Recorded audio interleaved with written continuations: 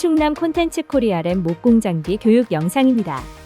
이런 목공 장비들, 드릴 프레스라든지 스크롤소, 밴드소 장비들을 활용하기 위해서는 최초 1회 상해보험 가입하신 증빙 자료가 필요합니다. 가입하신 상해보험 사본을 콘텐츠 코리아랩으로 제출 완료 시 사용이 가능합니다. 첫 번째로 이 장비는 드릴 프레스입니다. 목공 장비 사용을 샘플로 시연해 보겠습니다. 가장 먼저 이 장비는 드릴 프레스입니다. 장비 사용 시 장갑을 착용하면 안 됩니다. 장갑을 착용하면 장갑이 장비에 말려 들어갈 수 있기 때문에 맨손으로 사용해야 하며 사용 시 더 주의를 해야 합니다. 드릴 프레스 진행하겠습니다.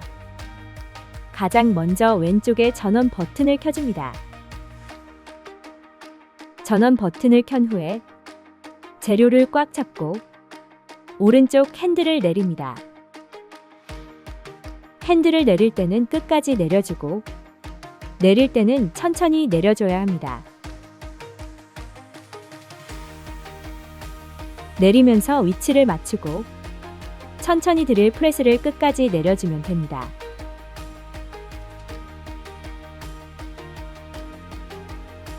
올릴 때도 천천히 올려주고 사용 후에는 다시 왼쪽에 전원을 꺼줍니다.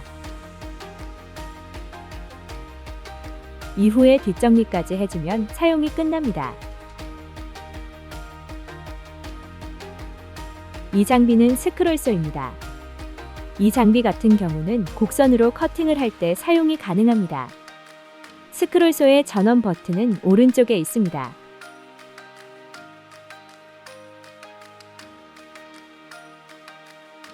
전원 버튼을 켜준 후 양손으로 재료를 잡아줍니다. 천천히 재료를 밀어주면 커팅이 가능합니다.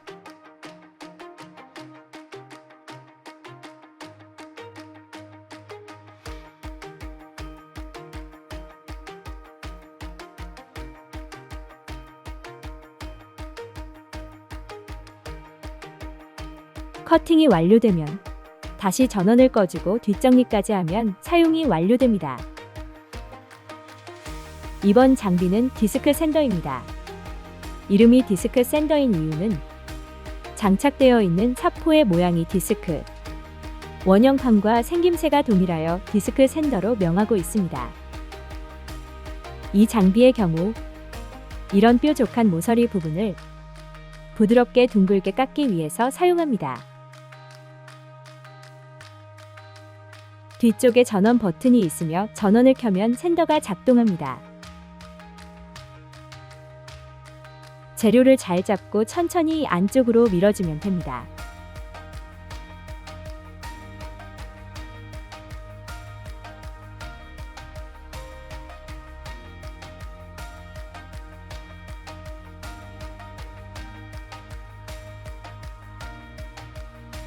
사용이 완료되면 다시 전원을 꺼주면 됩니다. 이후 뒷정리를 마치면 사용이 완료됩니다. 이 장비는 벨트 샌더입니다. 벨트 샌더라고 불리는 이유는 위에 벨트처럼 생긴 사포가 돌아가기 때문에 벨트 샌더라고 불립니다. 벨트 샌더의 특징은 벨트 샌더와 디스크 샌더가 같이 회전합니다. 장비를 사용할 때 옷자락이 디스크 샌더에 빨려 들어가지 않도록 주의를 해야 합니다. 그리고 오른쪽에 전원 버튼으로 전원을 켤 수 있습니다. 전원 버튼을 켜면 작동 시작합니다.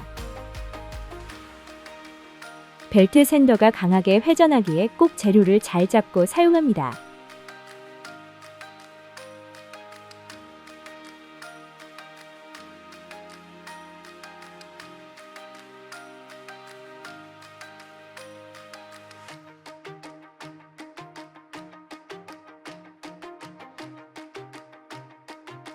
사용을 완료하면 전원을 끄고 뒷정리까지 마쳐줍니다.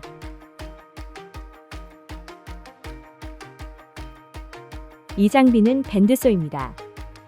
이름이 밴드소인 이유는 칼날이 밴드처럼 기계 내부에 둘러져 있습니다. 밴드가 회전하면서 칼날이 움직이기 때문에 밴드소라고 불리우고 있습니다. 밴드소를 사용할 시 주의할 점은 왼손과 오른손이 균등한 힘으로 밀어주어야 합니다. 그래야만 직선으로 잘 절단할 수 있습니다. 왼쪽에 전원 버튼이 있습니다. 전원 버튼을 켜주시면 작동이 됩니다. 왼손과 오른손을 균등하게 잡아주시고 천천히 밀어줍니다.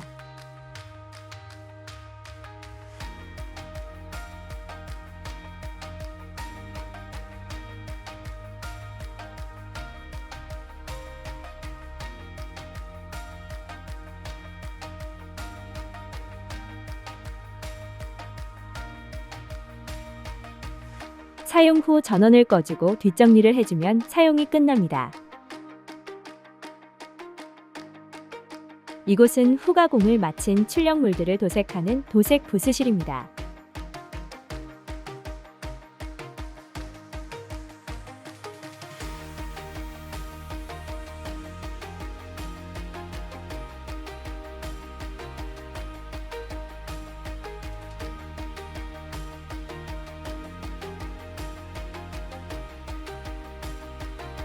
먼저 도색을 하기 전에 필요한 재료와 진행 순서를 알려드리겠습니다. 먼저 FDM 3D 프린터를 활용하여 PLA 재료로 출력한 출력물을 준비합니다. 출력물에 바로 도료를 도포하기 전에 서페이서라는 재료를 먼저 출력물에 도포합니다. 서페이서는 표면의 흠집을 매끄럽게 메꿔주는 역할과 도료들이 출력물에 잘 안착할 수 있도록 도와주는 재료입니다. 캔 형식의 서페이서가 있고 병으로 된 서페이서를 신너와 혼합하여 사용하는 방식도 있습니다. 서페이서가 완료되면 건조까지 최소 30분. 주변 환경에 따라서 더 오랫동안 건조를 해야 합니다. 하지만 완전 건조까지는 오래 걸릴 수 있으니 표면 확인을 한 뒤 다음 진행을 하면 됩니다. 건조가 완료된 출력물에 도료를 도포하는 작업을 합니다. 도료를 뿌릴 때는 다양한 라카 도료를 사용하거나 에나멜 도료, 아크릴 도료를 이용하여 에어브러시 혹은 붓을 이용하여 출력물의 표면에 골고루 발라줍니다. 에어브러시를 사용할 때에는 병 형태의 도료를 그냥 사용하는 것이 아니라 뒤에 있는 신너를 같이 혼합하여 이용합니다. 신너는 도료와 일치하는 재료의 신너를 사용해야 합니다.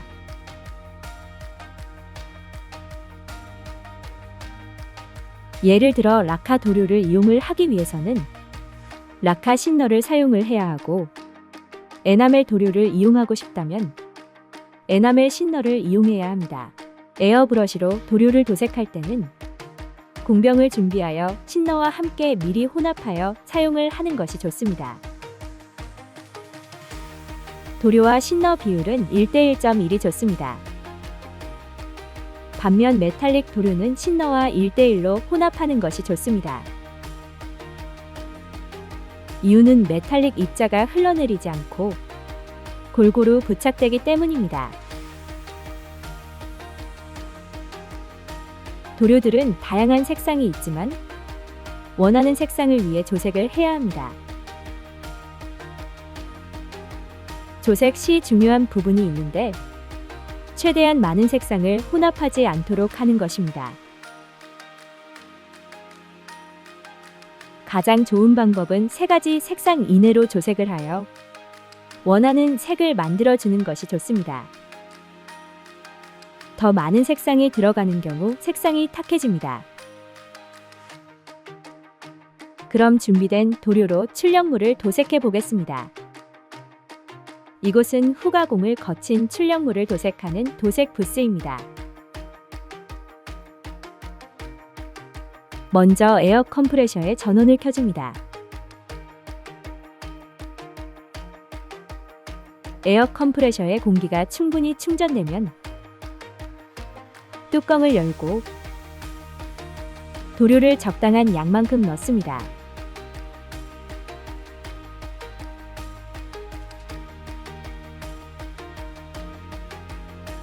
도료를 채우고 뚜껑을 닫으면 도색 준비가 완료됩니다. 이제 도색을 해보겠습니다. 도색을 하기 위해서는 도색 부스의 펜 전원을 켜줍니다. 서페이서와 도료를 출력물에 도색하기 위해서는 일정한 거리가 필요합니다.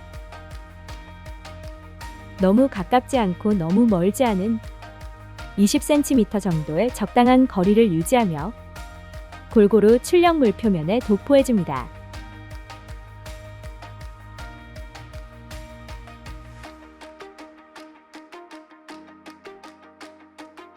서페이서와 도료는 습도에 굉장히 취약하기 때문에 도색 시 반드시 습도 유지를 병행해야 합니다.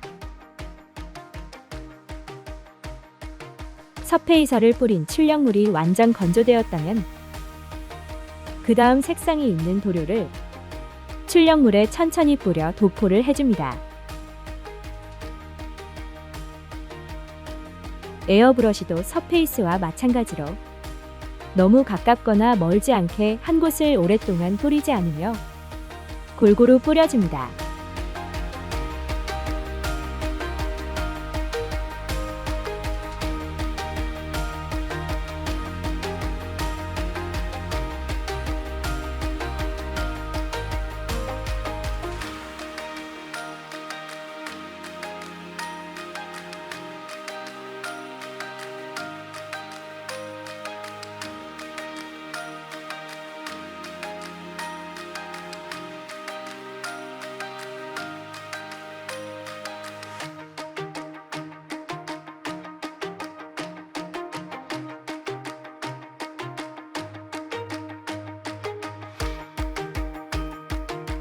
도료를 한 번에 많이 뿌리지 않고 2에서 3회 단위로 여러 번 건조시키며 뿌려주는 것이 좋습니다.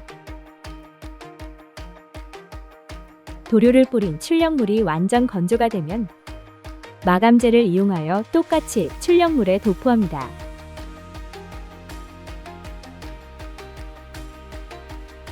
마감재는 표면에 스크래치가 생기지 않게 보호해주는 역할과 변색이 되지 않게 해주는 역할을 합니다.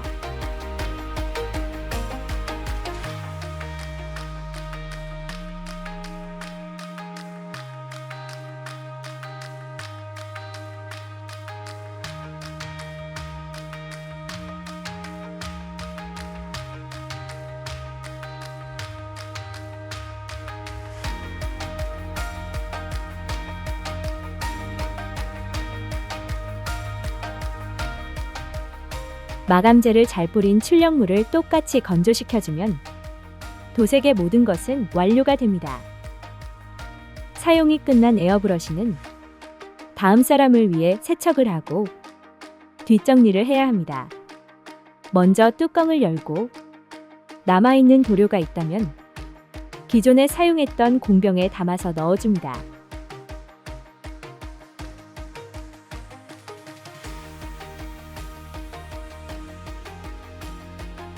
안에 담겨있던 도료들을 휴지로 깨끗하게 닦아준 뒤 세척용 신너를 소량 집어넣어 잘 흔들어준 뒤 버려주시면 됩니다.